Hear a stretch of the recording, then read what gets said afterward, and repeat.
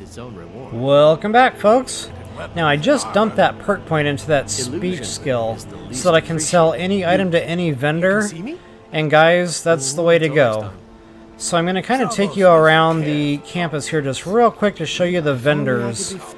And just kind of do some soul gem shopping here. Okay, so I'm going to buy up, everything empty. But also, because I do have the selling power now in potions and I can sell those here now, I'm definitely going right for the grand, guys, because it's getting real close to where the game is just going to really open up here. We are going to do some really insane crafting, leveling. In fact, my next leveling/crafting video, it's going to just blow your minds. In order to get there, we've really got to get the grand soul gems built up. Now, I downloaded a whole bunch back at my house. I probably got, somewhere between 10 or 15 of them already.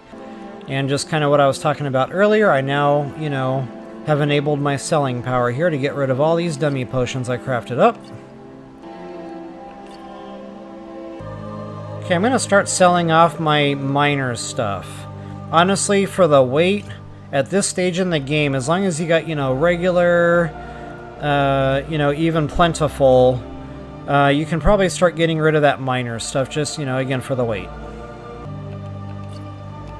Okay, he's completely cleaned out. Now, he is not a vendor at all. Neither is she.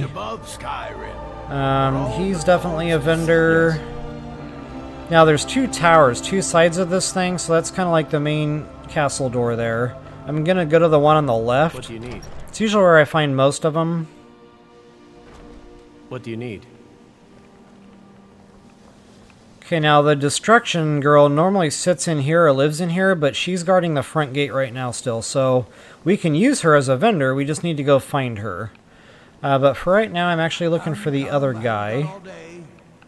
And guys, it's pronounced Phoenix. Going right for the grand soul gems, he just didn't happen to have any. But I will grab all the full and empty little stuff. When I say we're going to really just, open the game up and do something, insane leveling and crafting, it's going to be a long video, folks.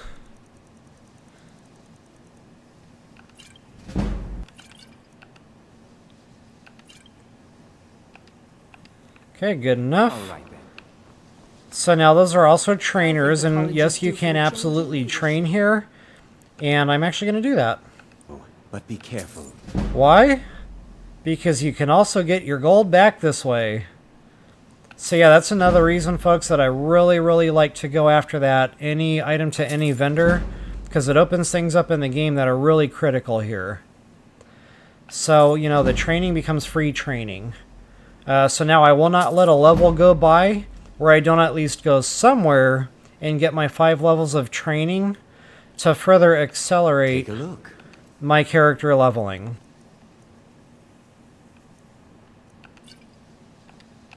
Okay, good enough there. Okay, now there's one more vendor here, and she's normally upstairs.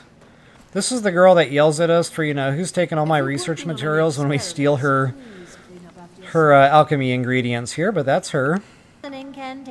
Once again, right for the grand soul gems. Well, empties, of course, in the common. Okay, there's an empty and a full. Excellent.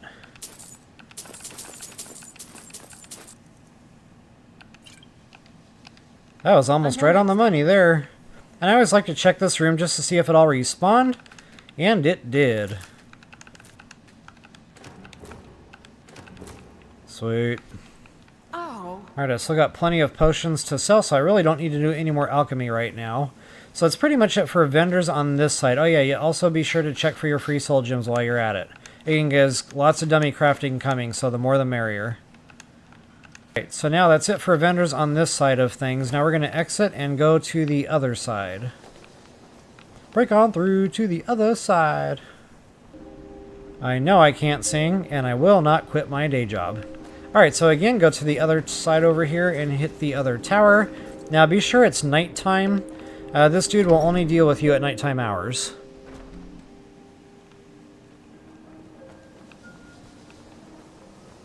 There's actually 2 vendors in here, so the old guy which we can't actually use as a store yet because we haven't done the first part of the castle. Okay, so yeah, he's usually living in here. And then there's another one up here, an elf. I'm working. Okay, that's not him. He's not a vendor. Research, I assure you. Oh. Let me give you Okay, that's him right there. Even with the compliments, it's easier. Okay, he's not progressing his dialogue options, so maybe I have to get through that part I was just talking about in the castle here in order to open him up. Okay, so for right now, the only other vendor we can hit is going to be the lady for destruction magic, and she's at the front gate. Like, really front gate. Like, she's all the way back at the beginning. Oh. Check us out.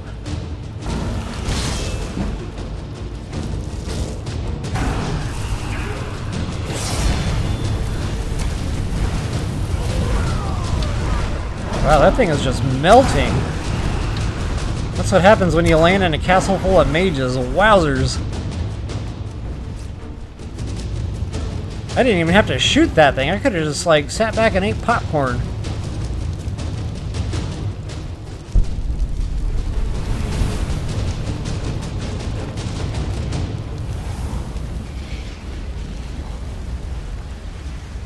Alright. Back to work here. Soul gems. Okay, so right in the front here. Now, she's not actually standing here, you know. She might be all the way, you know, up there somewhere by the village closer. She could really be anywhere out here.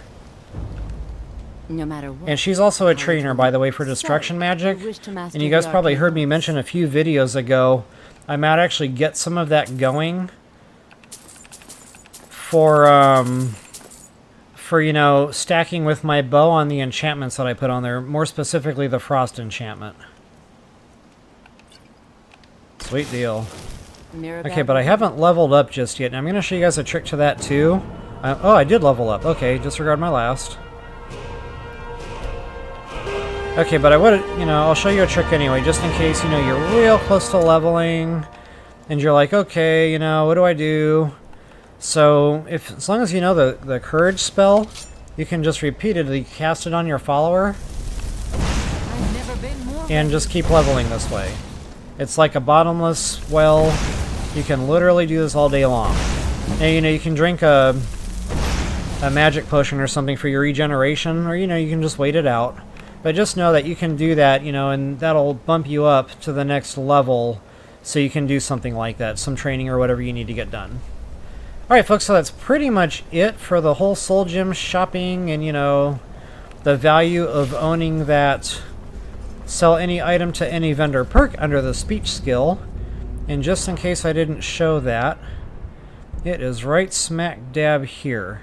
So now at this point, you know, that 10% with the opposite sex, that's kind of handy. You know, it's 50-50 anyway, so I just look at that like I'm getting some additional benefit, probably 5% overall, just for using that perk.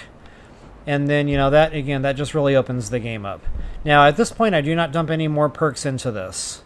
You know, maybe later game when I've got the perks to spare, you know, that you know, I might revisit some of these. But honestly, I just don't find that much fun in the bribery and the persuasion and the intimidation, because when the speech gets high enough, that stuff usually triggers in the game anyway, and you're good anyway. So I just kind of find it's just, you know, I don't get much out of those perks.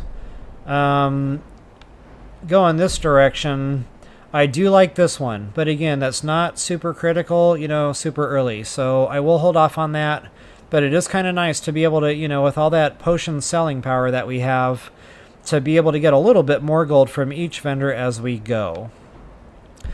Fence, you know, that's kind of handy, but honestly, I'm not a big stolen goods kind of guy. The thing in Riften where you have to, like, do the Thieves Guild, they have somebody that you can sell stolen stuff to anyway. So again, you know, just really to me, it's not worth the perk. And then this thing, yeah, again, you know, that's perk points, and if I really wanted to do this stuff, that would be way later game. Alright, folks, so I hope that helps you all out. Please take a moment to like, share, subscribe, and comment. And until the next time, as always, best of luck and happy hunting.